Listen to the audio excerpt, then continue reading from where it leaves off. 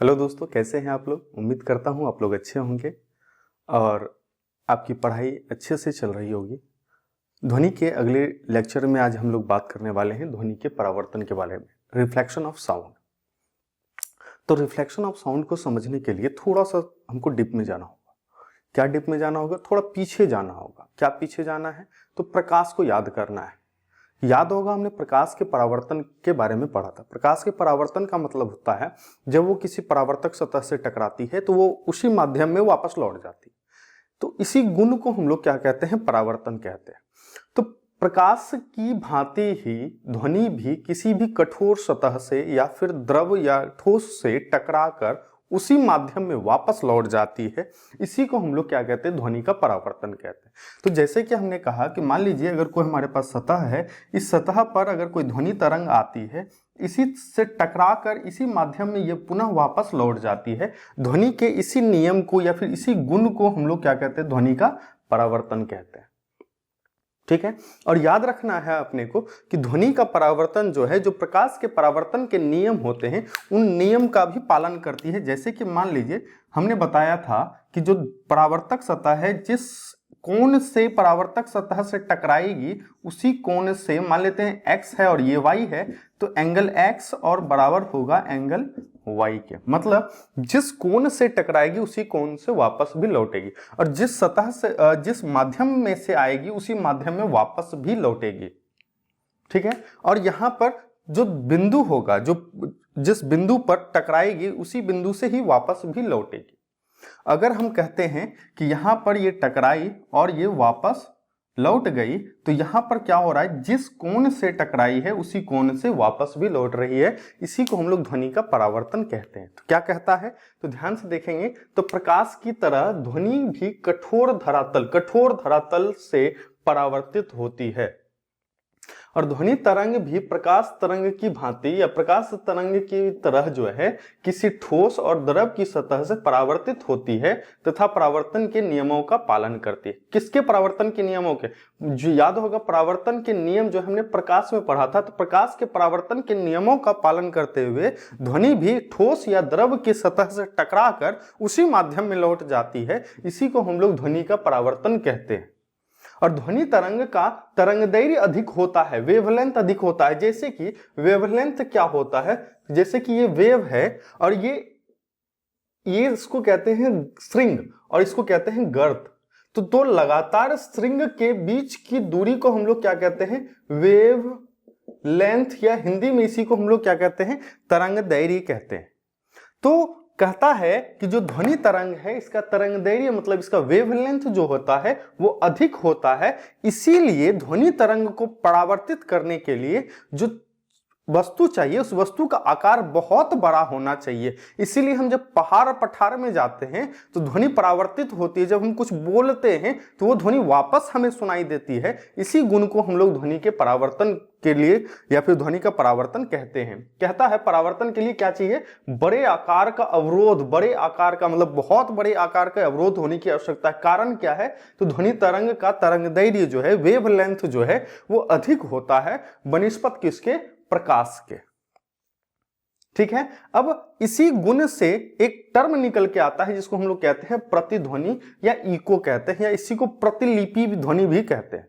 अब प्रतिलिपि, कॉपी ध्वनि, जैसे कि मैंने कुछ कहा, अब यही कुछ क्षण के बाद वापस अगर मेरे पास लौट जाए तो इसी को हम लोग क्या कहते हैं? प्रतिध्वनि या इको की तरह कहते हैं। तो कई बार देखते होंगे जब आप खाली कमरे में रहते हैं तो जब कुछ बोलते हैं तो वापस वही आवाज हमें सुनाई देती है, या फिर जब हम पहाड़ों पर जाते हैं कुछ बोलते हैं, चिल्लाते हैं, तो वही ध्वनि वापस सुनाई देती है। इसी गुण को हम लोग क्या कहते हैं? प्रतिध्वनि या इको कहते हैं। अब ध्वनि के परावर्तन के कारण याद रखिएगा, जो ध्वनि का परावर्तन हुआ उसके कारण जो है मूल ध्वनि के कुछ क्षण के बाद जब हमने बोला तो उस समय उसकी जो ध्वनि होगी वो मूल ध्वनि कहलाएगी, और मूल ध्वनि के कुछ क्षण के बाद जो है हमें वही शब्द या फिर वही भाषाएं सुनाई देंगी। उसी प्रतिलिपि, कॉपी को क्या कहते हैं हम लोग? प्रतिध्वनि कहते हैं।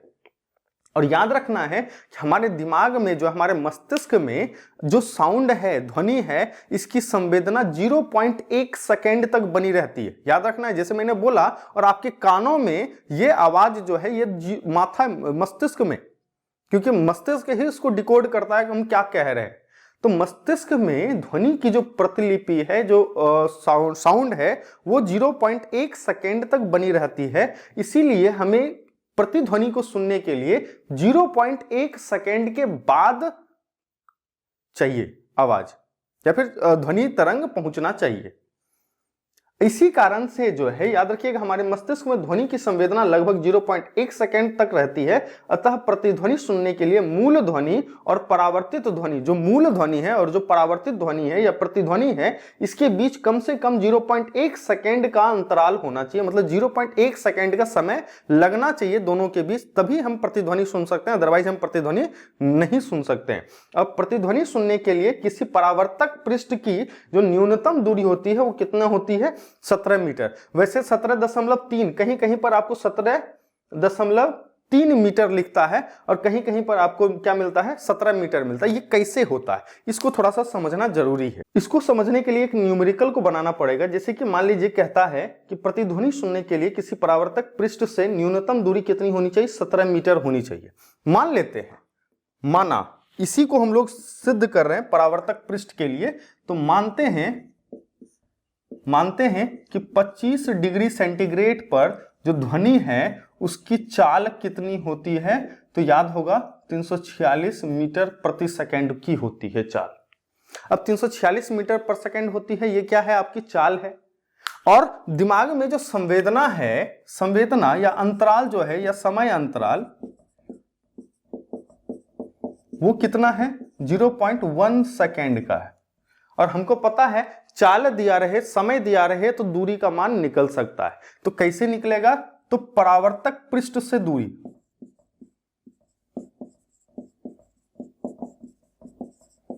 परावर्तक पृष्ठ से दूरी कितनी होगी? तो हम कहते हैं चाल गुना समय, है ना? ऐसे ही निकलता है। चाल कितना है? 346 मीटर बटे सेकेंड गुना समय का 0.1 सेकेंड। 0.1 मतलब 1 बटे 10 सेकेंड। तो सेकेंड कट गया, क्या बचा? 34.6 मीटर। मतलब ध्वनि द्वारा जो है, याद रखना है कि ध्वनि द्वारा तय की गई कुल दूरी, यहां पर हम मेंशन कर सकते हैं, ध्वनि द्वारा तय की गई कुल दूरी कितनी हो गई? 34.6 मीटर। अब 34.6 मीटर है, इसका मतलब है कि ध्वनि क्या हुआ? यहां पर अगर कोई परावर्तक पृष्ठ है तो यहां पर अगर हम खड़े हैं तो यहां से ध्वनि गई और यहीं से गई और इसी पथ से वापस लौटी, है ना? तो जाने और वापस लौटने की कुल दूरी कितनी है? 34.6 मीटर। मतलब इस यहां से यहां तक की जो दूरी होगी इसका आधा होगा। तो परावर्तक पृष्ठ की दूरी कितनी होगी? तो 34.6 बटे 2, तो कितना हो गया? 17.3 मीटर। इसी को लगभग क्या कह देता है? 17 मीटर। ठीक है, तो हमने क्या देखा कि परावर्तक पृष्ठ की जो न्यूनतम दूरी है वो कितनी होनी चाहिए? न्यूनतम दूरी, याद रखिएगा, न्यूनतम दूरी की बात कर रहे हैं। ऐसा नहीं कि 17 मीटर से अधिक होगा तो नहीं होगा, बिल्कुल होगा। जो कम से कम दूरी होनी चाहिए वो कितनी होनी चाहिए? तो 17 मीटर या 17.3 मीटर। दोनों ऑप्शन सही है और दोनों में ध्यान रखेंगे कि दोनों में से कोई भी रहे। तो अगर 17.3 और 17 मीटर भी रहे तो सबसे पहले 17.3 मीटर को सही चलेंगे। काहे? किस पर? 25 डिग्री सेंटीग्रेड पर। अगर यहां पर तापमान अलग हो जाएगा तो यह न्यूनतम दूरी भी बदल जाएगा। जब हम लोग ध्वनि की चाल कर रहे थे तो वहां पर हमने ध्वनि की चाल में अलग अलग तापमान पर अलग अलग ध्वनि की चाल देखी थी। अगर 20 डिग्री पर चले जाएं तो 342 किलोमीटर के आसपास हो जाता है। तो इसका मतलब है कि अगर हम बात करते हैं ध्वनि की चाल की, तो ध्वनि की चाल के बारे में जो न्यूनतम दूरी देखते हैं हम लोग, वो क्या देखते हैं? 25 डिग्री सेंटीग्रेड पर देखते हैं, ना कि 0 डिग्री पर, ना ही 10 डिग्री पर, ना ही 20 डिग्री पर। कितने पे देखा हमने? 25 डिग्री पर देखा। तो याद रखिएगा, अगर तापमान वहां पर दिया रहे तो उस तापमान के अनुसार जो ध्वनि की चाल होगी उसी के अनुसार उसकी न्यूनतम दूरी निकलेगी या कैलकुलेट होगी। इसीलिए मुझे यह बताने की आवश्यकता पड़ी। आगे हम लोग बात करते हैं इसी में कि प्रतिध्वनि से क्या क्या हम कर सकते हैं, प्रतिध्वनि का जो उपयोग है वो हम कहां कहां पर कर सकते हैं। तो प्रतिध्वनि से हम क्या कर सकते हैं, समुद्र की गहराई माप सकते हैं। जो समुद्र कितना गहरा है उसकी गहराई माप सकते हैं। क्या माप सकते हैं, तो वायुयान की ऊंचाई हम मेजर कर सकते हैं, हवाई जहाज की ऊंचाई कितनी है वो हमने मेजर कर सकते हैं। दूर स्थित पहाड़ की दूरी माप सकते हैं और भी बहुत सारी चीजें कर सकते हैं। याद रखिएगा, चमगादड़ जो होता है वो अल्ट्रासोनिक साउंड उत्पन्न करता है। देखिएगा, घुप अंधेरे, काफी अंधेरा है, फिर भी चमगादड़ किसी दीवार से नहीं टकराता, किसी चीज से नहीं टकराता। कारण क्या है, तो वो एक ध्वनि उत्पन्न करता है जिसको कहते हैं हम लोग पराध्वनि या फिर अल्ट्रासोनिक साउंड वेव कहते हैं। और जब वो परावर्तक सतह से टकराती है, किसी ठोस सतह से टकराती है, तो उससे परावर्तित हो जाती है, जिसको सुनकर या फिर उसको डिकोड करके पता लगा लेता है कि उसके सामने कोई वस्तु है, इसीलिए वो किसी से टकराता नहीं है। हमने पढ़ा था सोनार सिस्टम के बारे में, sonar sound navigation and ranging के बारे में पढ़ा था, जो कहां किस में होता है, समुद्री जहाजों में होता है। और ये क्या करता है, तो मछलियों का पता लगाना, या फिर समुद्र की गहराई पता लगाना, या फिर समुद्र के अंदर खोई हुई वस्तुओं का पता लगाने के लिए सोनार सिस्टम का उपयोग किया जाता है। ये किसमें होता है, समुद्री जहाज में होता है। इसी के द्वारा हम क्या करते हैं, समुद्र की गहराई को भी मेजर करते हैं। अब देखिए, समुद्र की गहराई कैसे हम लोग मेजर करते हैं, इसको थोड़ा सा समझते हैं। अब हमें पता करना है कि समुद्र की गहराई कैसे मापते हैं।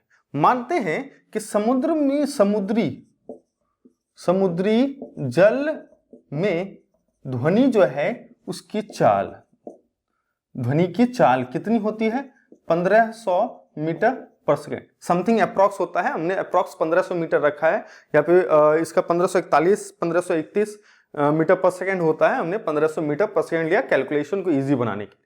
अब यहां पर बात करते हैं कि मान लेते हैं कि जो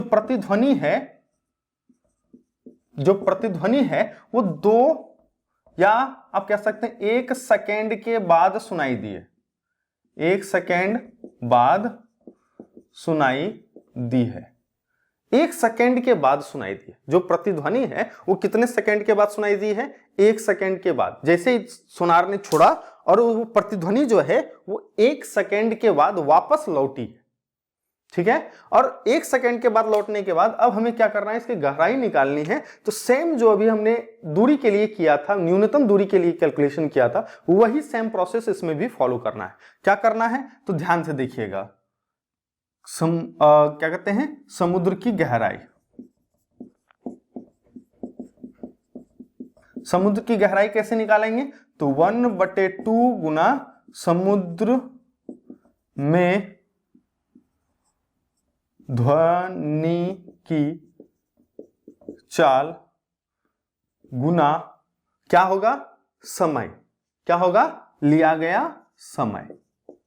तो क्या हो जाएगा, 1/2 इंटू 1500 मीटर प्रति सेकेंड गुना 1 सेकेंड। सेकेंड कैंसिल हो गया, क्या हो गया, 2 और 1500 कट गया, कितना बचा, 750, है ना, हाँ 750। तो जो समुद्र की गहराई होगी वो कितनी है, 750 मीटर। क्लियर है। अब यहां पर एक बात आता है उत्कृष्ट और निकृष्ट परावर्तक सतह के बारे में, गुड और बैड रिफ्लेक्टर के बारे में। जो ध्वनि है, ध्यान रखिएगा, जो प्लाईवुड है, जो कठोर है, जो धातु का चादर है, ध्वनि इससे बहुत अधिक प्रभावित होती है। जो कठोर है, जिसका डेंसिटी जो है काफी अधिक है, उससे ध्वनि काफी तेजी से प्रभावित होती है या फिर परावर्तित होती है। लेकिन जो सतह से ध्वनि परावर्तित हो रही है, इसको कहते हैं गुड रिफ्लेक्टर, है ना। ये क्या होता है, गुड रिफ्लेक्टर होता है, अच्छा परावर्तक सतह होता है। लेकिन अगर बुरा परावर्तक सतह या निकृष्ट परावर्तक सतह की अगर हम बात करेंगे, तो जैसे कि कोमल चीजें होती है, जैसे लकड़ी हो गया, जैसे कि कॉटन हो गया, जैसे रुई हो गई, जैसे कि आपका पर्दा हो जाता है, जैसे आपका कालीन है, सोफा है, जैसे कि आपका फोम होता है, जैसे थर्मोकॉल होता है, ये सारी जो कोमल चीजें हैं, जो सॉफ्ट चीजें हैं, ये क्या है, बहुत ही बुरा या फिर निकृष्ट परावर्तक सतह होता है। किसके लिए, ध्वनि का। और जो निकृष्ट परावर्तक सतह होता है, इसी के कारण जो है हम लोग जब बात करते हैं रूम में, अगर मान लीजिए बेड नहीं रहे, पलंग नहीं रहे, चौकी नहीं रहे, कुर्सी नहीं रहे, तो ध्वनि क्या होती है, गूंजती है। लेकिन जैसे ही हमने सामान रख दिया तो क्या होता है, अच्छा अवशोषक। जो निकृष्ट परावर्तक है वो एक अच्छा अवशोषक भी होगा। याद रखना है कि जो निकृष्ट परावर्तक है वह ध्वनि का अच्छा अवशोषक भी होता है। और जो उत्कृष्ट परावर्तक सतह होता है, उससे ध्वनि जो है परावर्तित होकर वहां पर इको बनाता है, प्रतिध्वनि बना लेता है, प्रतिलिपि बना लेता है।